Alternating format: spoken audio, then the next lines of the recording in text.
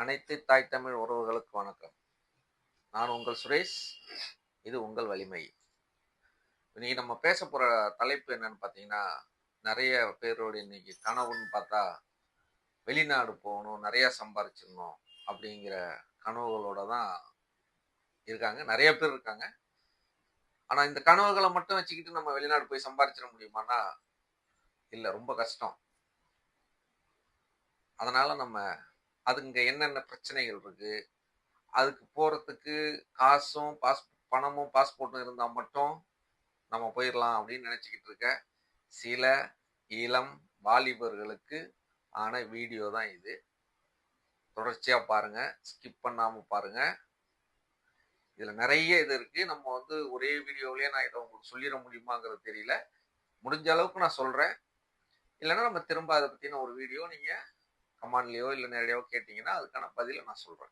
இப்ப நம்ம சிங்கப்பூரை பத்தி பார்ப்போம். சிங்கப்பூருக்கு போறதுக்கு என்ன தேவைகள், அங்க போனா எப்படி இருக்கும் அப்படிங்கிறத பத்தி பார்ப்போம். அடுத்தடுத்த வீடியோவில் அடுத்த கண்ட்ரிகளை பற்றி அதுக்கான என்ன ஒரு இது தேவைப்படுது, அதுக்கு என்னென்னலாம் நம்ம ப்ரொசீஜருங்கிறத பற்றியும் பார்க்கலாம்.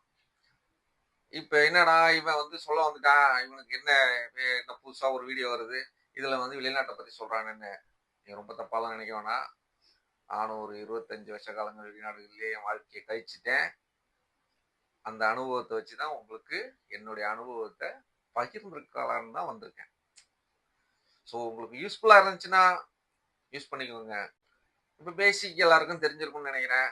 பாஸ்போர்ட் அப்ளை பண்ணுறது, அதுக்கு என்ன போலீஸ் வெரிஃபிகேஷன், இதெல்லாம் ஆன்லைனில் எல்லாம் ஈஸியாக உங்களுக்கு தெரிஞ்சுக்கிற அளவுக்கு கூகுளில் போய் பார்த்தாலே தெரிஞ்சிடும்.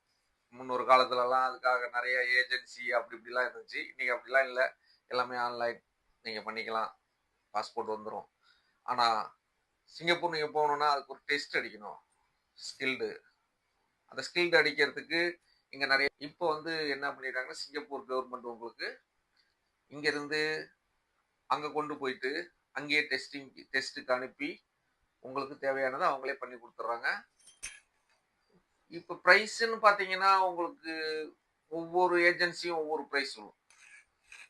ஸோ அப்போ நமக்கு ஈஸியான வழி என்னன்னா, ஏஜென்சி கிட்ட போகலாமா இல்லை வேற ஏதாவது பண்ணலாமா அப்படின்னு பார்த்தா, இப்போ யாரோ உங்கள் சொந்தக்காரவங்க யாராவது இருப்பாங்க, அண்ணா முறை மாமா முறை, அந்த சொந்தத்தில் யாராவது இருப்பாங்க, அவங்கள நீங்கள் அணுகுனீங்கன்னா அங்கேருந்து அவங்க வேற ஏதாவது உங்களுக்கு ஏஜென்சியோ இல்லை அவங்க கம்பெனிகளில் பேசியோ உங்களுக்கு ஏற்பாடு பண்ணி கொடுப்பாங்க. இதெல்லாம் பண்ணி கொடுத்துட்டாங்க, நம்ம போனோம், எல்லாம் ஓகேவாயிருச்சு, விசா வந்துருச்சு, நம்ம வெளிநாடு போயிட்டோம், வெளிநாடு போன உடனே சம்பாரிச்சிடலாம், கடன் அடைச்சிடலாம், நிறையா ஒரு கனவுகளோட போவோம்ல. எப்படின்னா வீடு வாசல் கல்யாணம் இப்படிலாம் போவோம். நம்ம ஒரு நார்மலாக ஒரு 22 வயசு 25 வயசுக்குள்ள இருக்கிற ஒரு நபர் வெளிநாடு போகிறோம். இப்போ நமக்கு விசா வந்துருச்சு, வெளிநாடு போகணும், நம்ம ரெடி ஆகிட்டோம். நம்ம ஏதோ கடனை உடனே வாங்கி அங்கே இங்கேயும் பைசாலாம் திரட்டி நம்ம அந்த சொந்தக்காரர்கிட்ட யார்கிட்ட பேசணுமோ அவங்க மூலியமாக நம்ம கட்டியிருப்போம். அப்போ நம்ம கேட்க வேண்டிய முக்கியமான கேள்விகள் என்னன்னா, நமக்கு ஒரு நாளைக்கு எவ்வளோ சம்பளம்? ஒரு நாள்ங்கும் போது நீங்கள் எப்படி பிரிப்பீங்கன்னா, காலையில் 8 to 5, 8 மணியிலிருந்து 5 மணி வரலையும் நமக்கு எவ்வளோ சம்பளம்? இதை சரிவர கரெக்டாக கேட்டுக்குங்க. அதன் பிறகு அந்த சம்பளத்தை நான் அப்புறம் அந்த ஓவர் டைம் எப்படி நம்ம கணக்கு பண்ணுங்கிறத நான் சொல்றேன். அதே போல எத்தனை ஹவர் உங்களுக்கு ஓவர் டைம் இருக்கும்? 8 to 5ங்கிறது பேசிக் சேலரி. அதை விட்டீங்கன்னா அதன் பிறகு 5 மணியிலிருந்து 7 மணி வரையும் பாக்குறீங்கன்னா 2 ஹவர் ஓவர் டைம். 10 மணி அந்த மாதிரி ஓவர் டைம் எவ்வளவு இருக்குங்கிறத சரி வர கேட்டுக்குங்க. ரெண்டாவது, உங்களுக்கு வர்ற விசாவிலையும் அவங்க உங்க சேலரிய இவ்வளவு பேசிக் சேலரி அப்படிங்கிற ஒரு இதா போட்டிருப்பாங்க. ஒரு 540 740 வெள்ளிகள், இல்ல 1200, இத மாதிரி உங்களுக்கு ஒரு பேசிக்கான ஒரு சேலரி போட்டிருப்பாங்க. ஆனா அந்த சேலரியை தான் உங்களுக்கு கொடுப்பாங்களான்னா இல்ல. ஏன்னா அவங்களுக்கு கம்பெனில நிறைய அந்த டாக்ஸ், அது ஜிஎஸ்டி, இந்த மாதிரி நம்ம இருக்கிற மாதிரி நம்ம ஏரியா நம்ம ஊர்ல இருக்கிற மாதிரி பிரச்சனைகள் அங்கேயும் இருக்கு. அதனால அவங்க என்ன பண்ணுவாங்கன்னா உங்களுக்கு சேலரியே கம்மியா காட்டியிருப்பாங்க. ஸோ அப்போ நீங்க பேசிக்கணும். நீங்க கரெக்டா அந்த நிர்வாகத்தோட நீங்க அங்க இருக்கிற நபரோட தொடர்பு கொண்டு எனக்கு இதுதானா கரெக்டான சேலரி அப்படிங்கறத நீங்க பேசிக்கணும். இது ரொம்ப முக்கியமானது. இதை பேசிக்கணும். 2வது நீங்க வந்து சாப்பாட்டு முறைகள்ங்கிறது அங்க ரொம்ப இன்னைக்கு இருக்கிற சூழ்நிலையில நீங்க சமைச்சு சாப்பிடுறது இது சாதாரண நான் லேபருக்கு சொல்றேன். ப்ரொஃபஷனலா உங்களுக்கு வந்து படிச்சுட்டு ஒரு எஸ்பாஸு அந்த மாரி ஹோல்டர்ல போறவங்களுக்கு அது நம்ம அப்புறம் பார்க்கலாம். இது வந்து சாதாரணமா லேபரா போறவங்க, ஒர்க்கரா போறவங்களுக்கு ஆன பதிவு தான் இது. இது நீங்க வந்து நான் இன்ஜினியரிங் முடிச்சிருக்கேன் அப்படின்னு பார்த்தா, இன்னைக்கு இன்ஜினியரிங் முடிச்சவங்க நெறைய பேர் அங்க வந்து ஒர்க்கரா இருக்காங்க. ஏன்னா, அவங்க இதுக்கு முன்னாடி இருந்த காலகட்டங்கள்ல இங்க ஒரு ஸ்கில் அடிச்சுட்டு, ஒரு டெஸ்ட் அடிச்சு, அந்த டெஸ்ட் அடிச்சுட்டு நான் உள்ள போயிடுறேன். அங்க போய் நான் வேலை ஃபைண்ட் பண்ணிப்பேன். அப்படின்னு போறவங்க நெறைய பேர் இருக்காங்க. அது ரொம்ப கஷ்டம். ஏன்னா, ஒரு விஷயத்துக்குள்ள உள்ள போயிட்டீங்கன்னா, அதிலிருந்து நீங்க வெளியில வர்றதுக்கான டைம் உங்களுக்கு கண்டிப்பா கிடைக்காது. எக்ஸாம்பிளுக்கு நானே சொல்றேன்னு வச்சுக்கங்களேன். என்கிட்ட ஒரு வேலை இருந்துச்சுன்னா உங்கள எடுத்துட்டேன். நான் மளிகை கடை வச்சிருக்கேன்னா, நீங்க மளிகை கடையில வேலை பார்க்கறது தான் உங்கள நான் அனுமதிப்பேன். நீங்க இல்ல, நான் வந்து எலக்ட்ரிக்கல் முடிச்சிருக்கேன். அதனால ஒரு எலக்ட்ரிக்கல் ஹார்ட்வேர்ஸ்ல போய் நான் வேலை பார்க்கலாம்னு இருக்கேன். ஃபைண்ட் பண்ணலாம்னு இருக்கேன்னா, நான் விடமாட்டேன். ஏன்னா, நான் தான் உனக்கான தங்குறதுக்கான விடுதி, வேலை, உனக்கு சரியான டைம நான் வந்து ஃபிக்ஸ் பண்ணி வச்சிருப்பேன். இதுல நீங்க போய் வேலை தேடணும்போது ரொம்ப கஷ்டமான விஷயம். ஒரு 3 விஷயங்கள தெளிவுபடுத்திக்கிட்டு போங்க. உங்களுடைய வேலை, உங்களுடைய இருப்பிடம், உங்களுடைய சம்பளம். இத கண்டிப்பாக இத வந்து உறுதி செஞ்ச பிறகு தான் நீங்க போகணும். ஏன்னா, இப்ப வந்து நீங்க மத்த நாடுகள்ங்கும்போது ரொம்ப கஷ்டம். ஆனா சிங்கப்பூர்ல வந்து அந்த அளவுக்கு இருக்காது. ஓரளவுக்கு நீங்க வந்து ஏதோ ஒரு பிரச்சனையில மாட்டுனாலுமே, இல்ல உங்களால முடியலனாலுமே நீங்க ரிட்டர்ன் ஆவறதுக்கு வாய்ப்புகள் அதிகமா இருக்கு. நீங்க ஈஸியா திரும்பி வந்துர முடியும். ஏன்னா, அங்க நெறைய நம்ம தமிழ் உறவுகள் நெறைய பேர் இருக்காங்க. நெறைய பேர் இருக்காங்க. அதனால உங்களுக்கு அதுக்கெல்லாம் வந்து ரொம்ப கஷ்டமா இருக்கும்னு நினைக்க வேணாம். ஒரு நம்ம தமிழ்நாட்டுல எப்படி இருக்கோமோ, அதே ஃபீலோட இருக்க முடியும். இப்ப நீங்க இந்த 3 விஷயங்கள உறுதி செஞ்சு கொண்ட பிறகு, உங்களுக்கு சமைச்சு சாப்பிடலாமா? இல்ல கேட்டரிங்ல சாப்பிடலாமா? கேட்டரிங்னா இப்ப நம்ம வந்து ஹோட்டல்ல ஆர்டர் பண்ணி அவங்களே குடுப்பாங்க. அந்த ஆர்டர் சாப்பாடு எப்படி இருக்குங்கிறத நான் தெளிவா ஒரு வீடியோ போடுறேன். ஓகே. நீங்க போறவங்களுக்கு நான் சம்பாதிச்சா போதும். நம்மளோட நோக்கம் என்ன? சம்பாதிக்கிறது மட்டும் தானே. அங்க போய் வேறயா மாறிடாம இருந்தா சரி. ஒரு பழமொழி வேற சொல்லுவாங்க. அப்ப நம்ம போன உடனே நாங்கலாம் நாம ஒரு 99ல சிங்கப்பூர் போகும்போது அப்ப சொன்னாங்க. நீங்க ஒரு 3 விஷயத்துல அவங்க ஒரு 3 விஷயம் சொன்னாங்க. இப்ப நான் உங்களுக்கு ஒரு 3 விஷயம் சொன்னேன்ல. நீங்க இத உறுதி செஞ்சுக்கங்கன்னு. சம்பளம், இருப்பிடம்,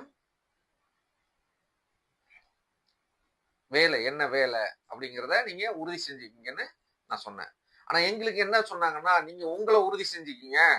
என்ன வேணும்னா அதுக்கு தான் காடி. காடிங்கிறது கார். போக்குவரத்துகள் காடி. லேடி. லேடிங்கிறது வந்து உங்களுக்கு தெரியும். அத மட்டும் உங்களுக்கு எக்ஸ்பிளைன் பண்ண வேணாம்னு நெனைக்கிறேன். லேடி எல்லாருக்கும் தெரிஞ்சிருக்கும். மாடி. மாடி. அது உங்களுக்கு தெரியும். அங்க ஏன்னா கன்ஸ்ட்ரக்ஷன் வேலை தான் நெறைய இருக்கும். ஏன்னா கட்டுமான வேலைகள் தான் நெறைய இருக்கும். அந்த கட்டுமான வேலைகள்ல மாடி. சோ இது 3ல இருந்து நீ வந்து தப்பிச்சிட்டீன்னா, நீ வாழ்க்கையில ஜெயிச்சிடலாம் அப்படின்னு சொல்லுவாங்க. அப்படி வாழ்க்கையிலே ஜெயிச்சிடலாம்னு சொல்லுவாங்க. இந்த 3 தப்பிச்சிரணும். அது உண்மையும் கூட தான். ஏன்னா நீங்க வந்து சாலைகள கடக்கும்போது ரொம்ப பாதுகாப்பா கடக்கணும். ஏன்னா அங்க வந்து ரூல்ஸ் அண்ட் ரெகுலேஷன் ரொம்ப இதா இருக்கும். ஏன்னா நீங்க பாதைய கடக்கணும்னா, அது வந்து பாதசாரிகள் கடக்கும் தடமான்னு நீங்க பார்க்கணும். பெடெஸ்டியனா அப்படின்னு பார்க்கணும். அதுக்கும் சைனேஜ் வச்சிருப்பாங்க. நீங்க ஒண்ணும் இதுல போலாமா, போக்கூடாதா அப்படின்னு நம்ம யாரையா கேட்கலாம். அண்ணா வருவாங்களா? வேற யாராவது நாட்டுக்காரங்க வருவாங்களா? பயப்பட வேண்டிய அவசியமே இல்ல. எல்லா இடத்துலயுமே தகவல் பலகை இருக்கும். நீங்க பார்த்தா தெரியும். அதனால நீங்க அந்த தகவல் பலகைய பார்த்து கடக்கலாம்னா கடக்கலாம். இல்ல உங்களுக்கு சமிக்கைகள் அங்கங்க இருக்கும். எப்படின்னா, உங்களுக்கு சிக்னல் இருக்கும். சிக்னல நீங்க பிரஸ் பண்ணிட்டு போறதுக்கான வழிமுறைகள் எல்லாமே 3 சொன்னதுல லேடி.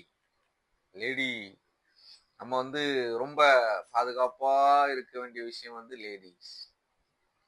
அங்க வந்து நீங்க வந்து மத்த எந்த விஷயத்துல நீங்க இது பண்ணாலும், அதுலேருந்து மீண்டு வரக்கூடிய வழிகள் நெறைய இருக்கு. ஆனா, லேடீஸ் விஷயத்துல அவங்கள கிண்டல் பண்றதோ, இல்ல அவங்கள தப்பான பார்வைகள் பார்க்கிறதோ, இந்த இது வந்து ரொம்ப தண்டனைகள் ரொம்ப கடுமையா இருக்கும். அதனால நாம அந்த விஷயத்துல ரொம்ப இதா இருக்கணும். நம்ம எதுக்கு போனோமோ அந்த வேலைய மட்டும் செய்வோம் அப்படிங்கிறத மனசுல வச்சுக்கிட்டு செய்யணும். அடுத்து மாடி, வெரி இம்பார்ட்டன்ட். உங்களுக்கு அதுக்குள்ள தான் வேலையே இருக்கும். மாடியில தான் வேலையே இருக்கும். மாடி, அந்த மாடியில தான் உங்களுக்கு ஏதோ இப்போ ஒரு எக்ஸாம்பிள் ஒரு ஏசி மெக்கானிக். நான் ஏசி மெக்கானிக்குங்க, எனக்கு ஒன்றும் பிரச்சனை இல்லைண்ணே, நாங்கெல்லாம் வந்து ஏசி வேலை தானே, ஏசிலேயே இருந்து வேலை பார்ப்போம். அதான் இல்லை, தப்பான ஒரு புரிதலோட போகிறோம். ஏசி மெக்கானிக்னா ஏசிலேயே இருந்து வேலை பார்ப்போம். அங்கே வேற ஒன்றும் வேலை இல்லை.